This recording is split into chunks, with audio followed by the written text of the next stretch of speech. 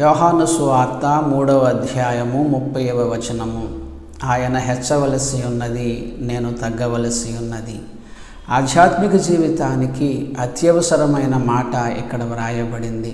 మన పరిచర్యలో క్రీస్తు మాత్రమే హెచ్చింపబడాలి, మనము తగ్గించబడాలి. కొద్దిమంది క్రీస్తును తగ్గిస్తున్నారు, కొద్దిమంది క్రీస్తును తగ్గించకుండా వారిని హెచ్చించుకుంటున్నారు. మరికొద్దిమంది క్రీస్తును తగ్గిస్తూ వారిని హెచ్చించుకుంటున్నారు.